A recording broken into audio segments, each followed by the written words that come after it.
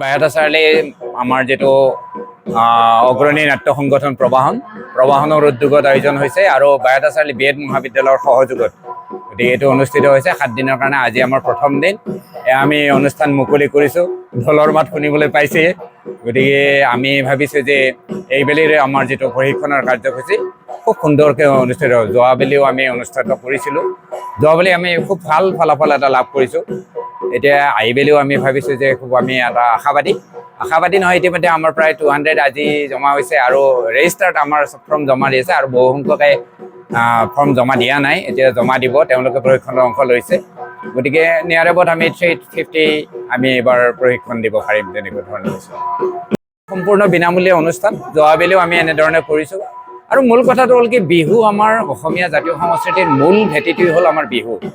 বিহুটো যাতে এটা পৰিশীলিত ৰূপত আমাৰ উত্তৰপূৰ্বাসে শিকিব পাৰে, ইয়াত যাতে কোনো জটিলতা আহি নপৰে তেওঁলোকৰ বিহু বুলি ক'লে আমাৰ ইয়াতে মাছ পুঠিৰ পৰা আৰম্ভ কৰি উৰুঘা পূজালৈকে সকলো কথা আমাৰ ইয়াৰ বিহুৰ মাজত প্ৰকাশ হৈ আহিছে। গতিকে আমাৰ সংস্কৃতিৰ মূল আধাৰটোৱে হৈছে বিহু।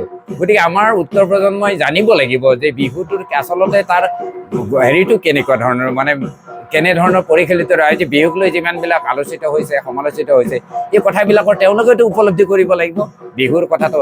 আৰু সেই উদ্দেশ্যেৰে আমি এয়া কৰ্মশালাৰ আয়োজন কৰিছোঁ। আমি ভাবিছোঁ যে ইয়াৰ পৰা আমাৰ উত্তৰবোৰ লাভৱান হ'ব।